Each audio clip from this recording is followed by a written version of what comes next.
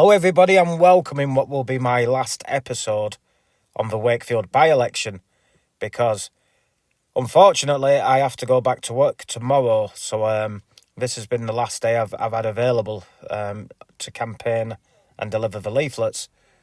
So Jada and the rest of the team will still be on the doors, still be on the ground in Wakefield, and this time we had another Marxist meltdown in Wakefield, simply through the leaflet which is perfectly okay, being delivered through the letterbox. And my word, what a meltdown it was, and I got it. I managed to get my iPad out. I missed the start of it. They had a woman. She was clearly a champagne socialist or a Marxist, even though they're kind of the same thing. She got that triggered that the leaflet was delivered through her letterbox. She marched down the street and she forgot to put her slippers on. She was barefoot. My word. It's we'll get on to that later. But yeah, today's been very productive. We got rid of thousands of leaflets yet again, and they're a man down. Like I said, Jada and the rest of the team are a man down for the last 2 days because I've got to go back to work. But yeah, they are working hard. It's these leaflets aren't going out slowly. We are putting them out at speed, and we're having a very good reception actually. I mean, a lot of people said, "Oh, I'm not voting. I wasn't going to vote," but then when they hear that you can spoil the ballot. Right, we don't trust you, or any message you want on that ballot paper, send them the message that you want them to listen to, you want them to hear. They will hear the message because every single spoilt ballot paper is read out to every single candidate and shown to every single candidate. That's how the election rules work. I've been a candidate myself in elections, and I can tell you that's what happens to the spoilt ballots. So, you can imagine if they get thousands of spoilt ballots, they're going to be there all night. It's the best way to stick two fingers up to the establishment. And like I highlighted yesterday, I mean, the Labour Party candidate is even lying on his campaign literature, saying that he lives in Wakefield when he doesn't. That's been exposed by two other candidates. And if that wasn't true, the other two candidates wouldn't have put that on their leaflet because they would be risking being disqualified in the election. So there's a bit of jiggery-pokery going on with the Labour Party, but we've got used to that over the years, haven't we? It's no surprise they have a nickname Liber instead of Labour.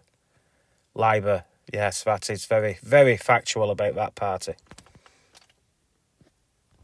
Now, without further ado, let's get on to the Marxist meltdown, and I will tell you what I was confronted with before I'd got the iPad out of the bag and pressed the record button.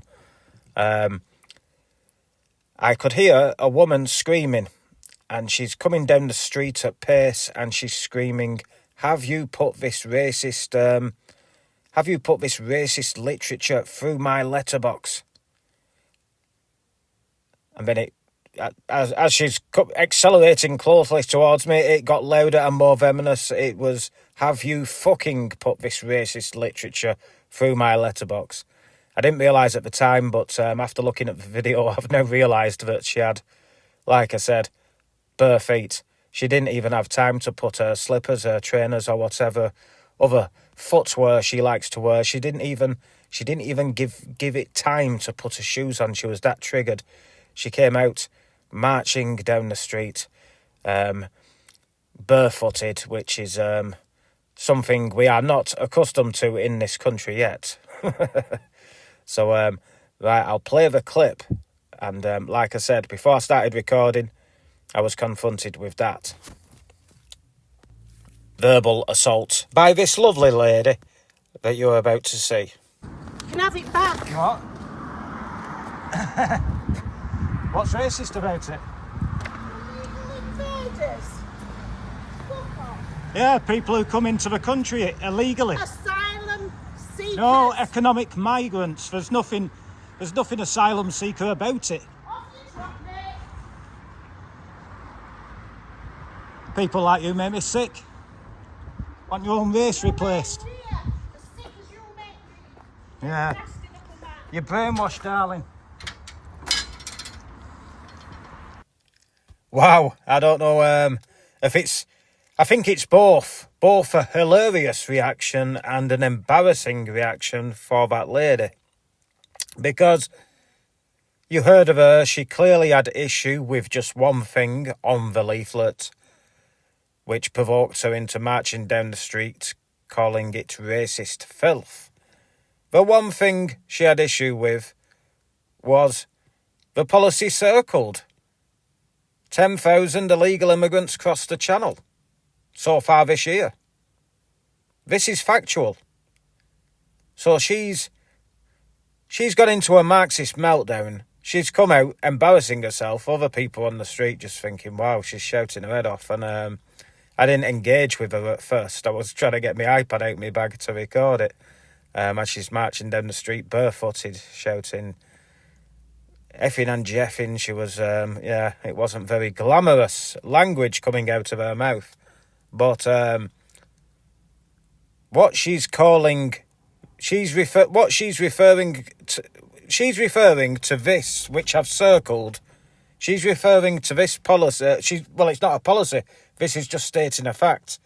She's referring to this as racism and being racist when it's actually factual. These people, I mean, even the mainstream media's reported on it that there's been so far this year 10,000 illegal immigrants. It's like, how is that racist? Pointing out a simple fact.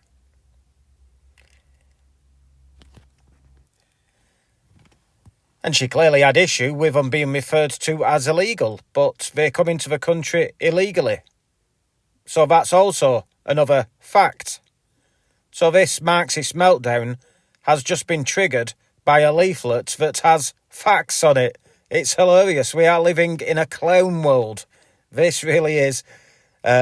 Liberalism has brainwashed people, and we've got clowns walking around. And actually, I mean, the age of that woman, she's old. I'm pretty sure when she was a little kid, the country looked totally different to what it looked like now.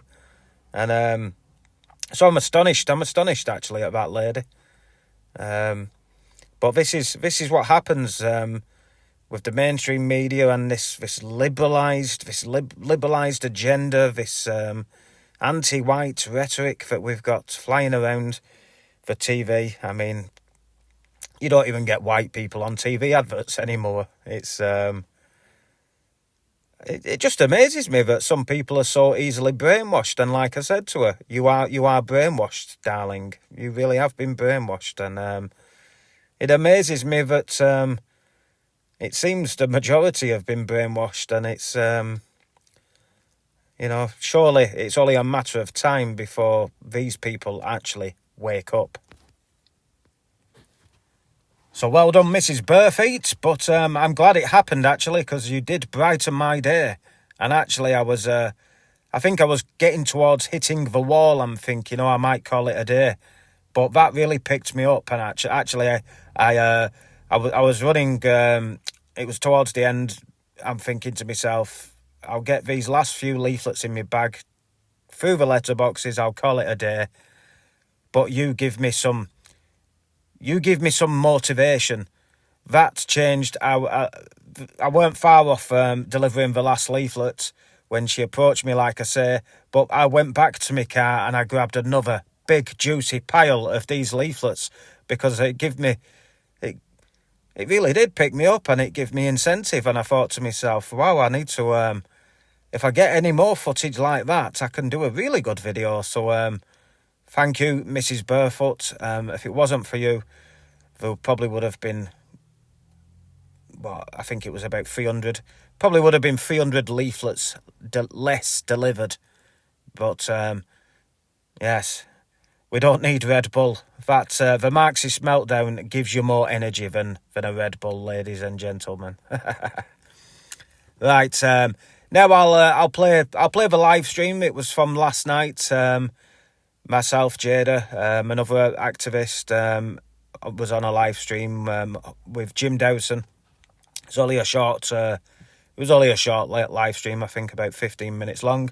So I'll put that into the video now, and that will be concluding all the episodes and all the activism that, from my personal point, because in the Wakefield by-election, because I'm going back to work tomorrow. So, but yes, Jada and the other activists will still be out there in the remaining 2 days, getting out more leaflets and spread the word. Don't sit on your backside, thinking, "Oh, I'm not bothering voting." Turn up there, spoil your vote. Just write whatever message you want on the ballot paper, because, like I said, every single ballot paper gets read to the candidates. The more they've got to read means the longer they have to stay in there. And yeah, it takes a long time if there's over 1,000. So let's get, and it really does send a message to them that people are losing hope with the this outdated political system that we've got. It was made in the Victorian era and Victorian days, and it belongs in the Victorian days because it's no longer fit for purpose.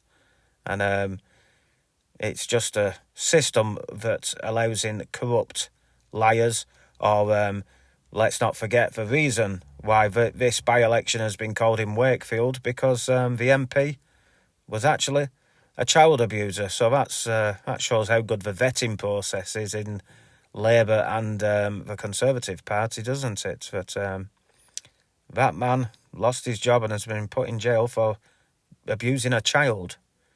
A 15-year-old boy, I think it was. And yeah, that's absolutely disgusting.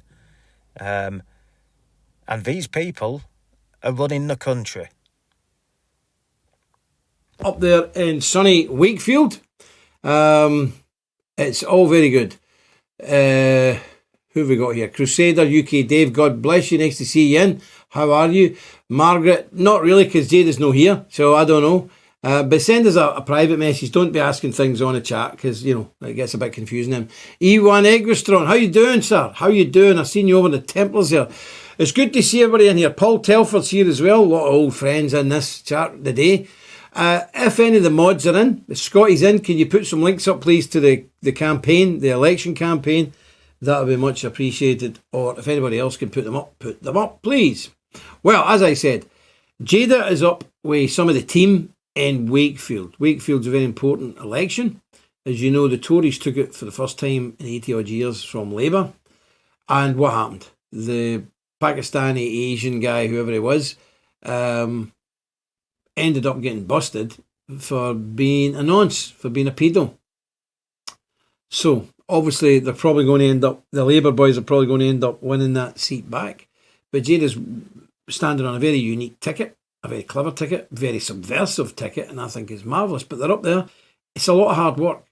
And I think a lot of people don't have any idea, they don't have no idea how much effort goes into a campaign. You've got to go and get registered, you've got to design leaflets, you've got to pay for them, you've got to get them delivered, you've got to go out in the street. It sounds nothing when you say it like that, but I know, because I've been doing it for 30 years, it's a monstrous amount of graft and work behind the scenes. People just see people out in the street and think it's great fun. Huge amount of work goes into it before you get to that, so it's very difficult. Charles Hope says, Tim, I'm going to give you a donation to get your tooth fixed.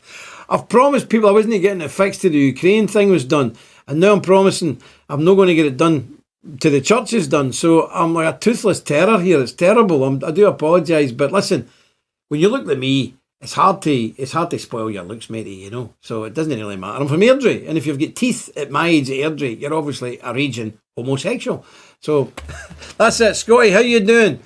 Brilliant. Stick some links up there. Well, listen, got a treat for you, because through the wonders of modern technology and the skill of the techie man's fingers, I can bring you right now Jada Franson and some of the gang direct live from Wakefield. Jada Franson. No. Oh no, it's no happening. Ah, yes. Nearly. There we go. How you doing, Jada?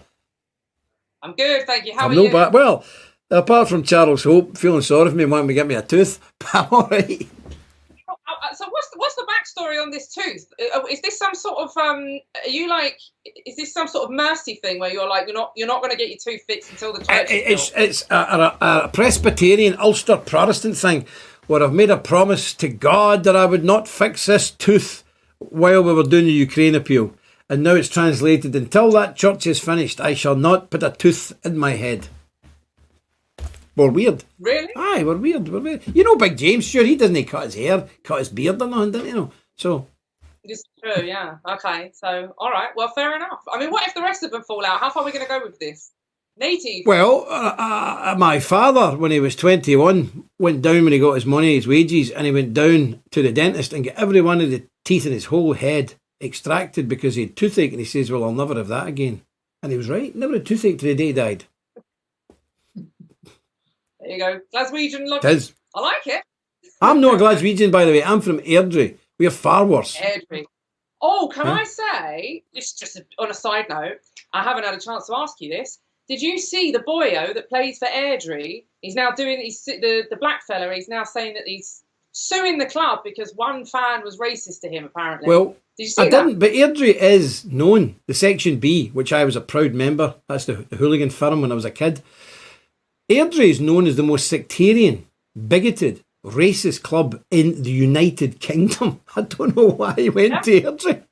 Well, I'm thinking the good thing about this is, well, what I would like to happen is, if this is going to occur, like we've just seen it in cricket as well, right? A load of cricketers have just rounded up and done for racism. If this is going to be the case, then why don't we just stop playing these BAME or whatever that black and ethnic minorities? Why don't we just stop? Because then there's no chance of anyone crying racism. Exactly, it's nonsense.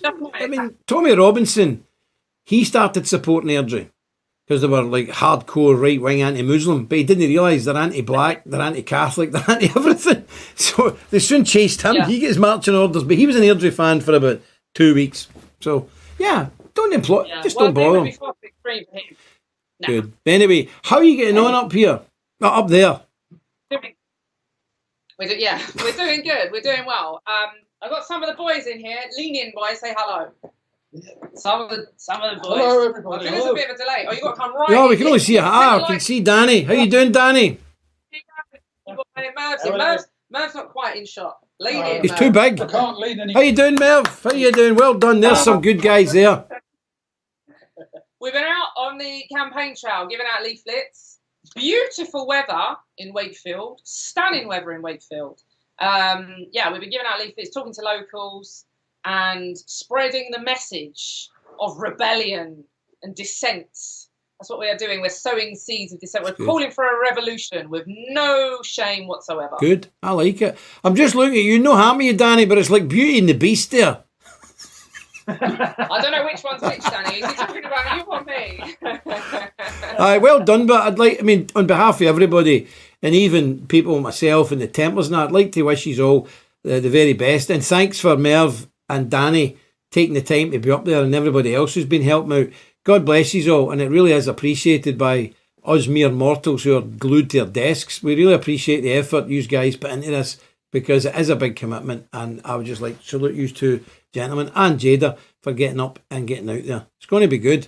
I don't mind, but these guys have been absolute legends. They 100%. Really have. And you know, they've become seasoned veterans. Danny's a veteran in this anyway. He knows exactly what he's doing. He's done lots of campaigns, so he's got it sussed. Merv's out there. Merv's been. We were at Southend West, that was good fun. That was the first time we trialled this spoil the ballot. And you'll remember it was crazy. The response was crazy. The next day, all the headlines were saying, "Oh, there were like a unprecedented number of ballots spoiled." So we're running the same campaign again because we've always been honest from the get-go. From when we launched the party, we've been honest and said there is no political route to save this country. Absolutely not. So it's just running around on a grift saying, "Vote for me and I'll become the new prime minister," is just not fair. It's just not. It would be fraudulent and dishonest. So we've made it very clear, and we've been speaking to people in the local constituency and saying to them, look, because, so for example, there was a woman earlier, and we popped one of the leaflets through the door, and she came out and said, "Oh, do you want this back?" And she said, "I'm not going to vote." And I said, "Did you look at it?" And she said, "No, because I'm not going to vote." It's all right, boys. You can sit back if you want. Rest yourselves. She said no because I'm not going to vote. And I said, well, we're telling you not to vote. We're telling you. And we ended up having a really long conversation with this woman, lovely woman. All of the issues that are in our leaflet are the same issues that are a bugbear to her. No. Are the same issues that are a bugbear to her. So are you getting raided while we're live on air? I think we might be. So I've just said that's what I've been. Don't open it. Oh no! You see, Danny's not been hanging about with us long enough. When we hear a chap at the door, I know he went, I'll go and open it. No, we have chairs pushed under the handles. We're getting the windows open. Tie the sheets. I'll learn. He's only young. But yeah, I don't know what that's about. But probably going to get turfed now. But no.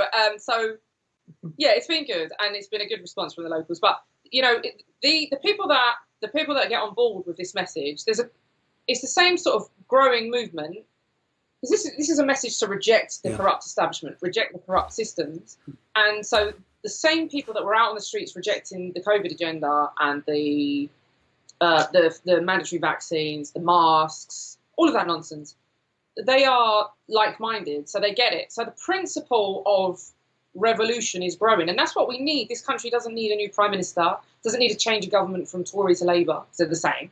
It needs a revolution, and that's what we're calling for. So, and it's, you know, people say, "Oh, that's very extreme," but that's us. We live in extreme times. I mean, you see the trans nonsense getting taught in schools. You know, the abortion rates going through the roof. 200,000, 250,000 wee babies in England getting butchered every year. Homosexual police marching with their uniforms on the gay pride. I don't know if you've seen the film yesterday. There was an Englishman waving his St George flag in the middle of London when that big lefty parade was on. Antifa came over, physically attacked him, and the police ran over and arrested and cuffed the peaceful Englishman with his flag. It's serious stuff. We need a revolution. We do. Yeah. So. Yeah, we do, and it starts with the very basics of like we're just rejecting their corruption. Because whilst people still indulge, so we were saying to some of the constituents in the area, it is not an act of rebellion. It is not activism to stay at home and not vote. That's not activism. That's not rebelling against the system. That's not giving any indication to these people that you despise their corruption. Use this, and a lot of it, again, most of the people that we speak to don't realise that whatever they write on that ballot paper is not just shown, but it's read out to the candidates. When we had that extraordinary number of ballot papers that were spoiled in Southend West, those candidates had to stand and be read out all of those horrible messages. And frankly, it's probably the only way for constituents to actually have their voice heard. Because if you email your local MP, I very much doubt you're going to get your message read. Yeah. You know. Well, these MPs also they live in a bubble and they think everybody loves them. They're so protected. They're so isolated from reality. Reading out 2,000 letters that you are a fecker, you are a scumbag, you're a windbag, weasel, skunk of a person. It's going to have an effect on them. You know, they won't like it. They won't like it. And I think that's a good thing. I think your tactic is very, very good, and it will bring these people down to a reality that there are thousands of people in their own constituency who hate them. Oh, where have you went? Oh. I know, I think you've lost us. I don't know if you can hear me. I can hear you. We've gone, I think. Can you hear me? We're still here. We're just... Oh. You know, I think that the link here is terrible, and of course, I think we might be sort of in the middle of you're back again. I can see you in a wee bit up there. I can see you a wee bit. Well, look, time's wearing on. I'll have. Oh, you're still there. I can see you. Yes. Yeah, exactly. So this is the problem what we're living under. So I think the tactic you're doing will bring a lot of these MPs down to earth with a bang, and I think people should vote because our fathers and grandfathers went to war. And many of them paid the ultimate price to defend our way of life, and voting is part of that. So we know there's nobody to vote for, but the principle of taking part in the democratic process is important. And I don't think it's good enough that people just sit in the house and don't do anything. You should go to the polling booth and make your protest known. Sitting in the house, as you say, it's nothing. It's not an act of revolution. It's nothing. And it's disrespectful for those who fought and died that we would have the right to vote. So yes, a load of garbage. But let's go down and write bad words or nasty things on the ballot paper, because that's the way to do it. Are you there? Oh, wait a minute. I'm getting a message in. Might be something to do with this. Hold on. Yeah. Is it? I think we're going to lose us soon. I don't know whether maybe that wasn't from our side, so I don't know. All right, well, I think we're struggling with you there. So I'm going to say cheerio to yous. God bless you. Thank you, all the volunteers. Okay. Thank you, Jada. And we'll catch up with you on Wednesday, God willing. Yeah. See you later. All right. God bless everybody. God bless you. Bye. Bye. Bye. Right, I've had a wee bit of technical different. The signal where they're at is playing up. So sorry about that. But anyway, we managed to bring it on and we didn't think we were going to be able to do it anyway. So it's the signal where they are is a bit ropey and a bit dodgy. So there we go. Yeah. It's judging. Aye, that's it. Well, that's the way it goes. Anyway, isn't it wonderful to see the troops up there? Now remember, they're out there. You're sitting in a nice comfy house. No problem. They're out trudging the streets, putting thousands and thousands of stuff out. And the Royal Mail are putting out 50-odd thousand leaflets. So it's a big campaign. She's not going to get a big vote because she's telling folk, do not vote for me. Just spoil the ballot paper. So it's going to be good, and we'll see how that works out. But remember, this can only be done with finances. Now let's get cut to the bone here, because I'm a Scotsman. I don't mess about with money. Money's a serious matter. I know English folk go, oh, don't talk about money. Scots folk, we don't suffer from any such problem. There's people up there doing all that. They're up there for 4 or 5 days. That's 4 or 5 days of hotel bills. And even though they're cheap to stay in, and I know where they're staying in the cheapest place in town, it's still money. And they've got to eat. Now, a lot of them are throwing in their own money, but not everybody's wealthy. People are retired. People have took time off their work to do that, which is brilliant. So the least we can try and do is help defray some of their costs for their cheap hotel rooms. They're all bunked up together. No Jada, obviously. You know, they've had to drive up there. It's 5-6 hours drive with their petrol money, and petrol's no cheap these days, as you know. It's £2 a litre. So there's a lot of costs there, and they're out doing it. We're not. We're sitting here. So the very least we can do as decent human beings is chip something in. And the people say, well, I'm skint. I can't chip nothing in. Are you kidding? There's people who tell me they're skint, but they're smoking. A packet of fags these days is 13 quid. That's $20, my friends, for you Americans watching. If you can, let's cut it down to 10 fags tomorrow, so you can stick a tenner in. You can stick a fiver in. Everybody can stick something in. And remember, many hands make light work. As we say in Scotland, many a meikle makes a muckle. Men can move mountains if we all join together and do it. It just takes the shovels get into the ground to start moving it. We can do it. There's some people regular on here, no names, no pack drill, who are regularly throwing in donations, and everybody else sort of watches and sits on and does it. And we need to all unite in this, right? We need everybody to put whatever they've got, and God will have gave you whatever he wants you to put in. If it's a fiver, it's a fiver. If it's a tenner, it's a tenner. If it's 50 quid, so be it. And if it's a generous donation, well, as the Lord's blessed you, make the money work for you. But everybody is equally important in this. Everybody's donation is very well received and deeply, deeply appreciated by the team up there. So let's see what we can do for them. Nothing worse if you're out there. And remember, they're getting dogs abuse in the streets and at the doors all the time. Dogs abuse of people. And you're up there and it's a big financial commitment. Let's try and help them out a wee bit. Let's try and help them out a wee bit. So everybody do what they can do. The links are there. God bless you all. Margaret's saying she's going to chip in. Hope you all do. Let's get it done. The election's only 3 days away now, so we'll see then. So come on, let's get behind the team and show them that we care about them, that we love what they're doing, that we love them for being patriots and getting up off their backsides and getting up and doing something. And we say a wee prayer for them, keep them safe, because it's a dangerous town. It is a dangerous place in North England. That God would keep them safe and that we would rally around and not see them skint and lying in a doorway. So let's see what we can do. Okay, let's come on, let's do this. Let's get behind them and get this done for the British Freedom Party, for Britain, and for God. Okay, God bless you. I'll see you again if the good Lord preserves me, and Jada should be back with you, God willing, on Wednesday. Until then, remember, stick close to God. You won't go far wrong. Do us vault.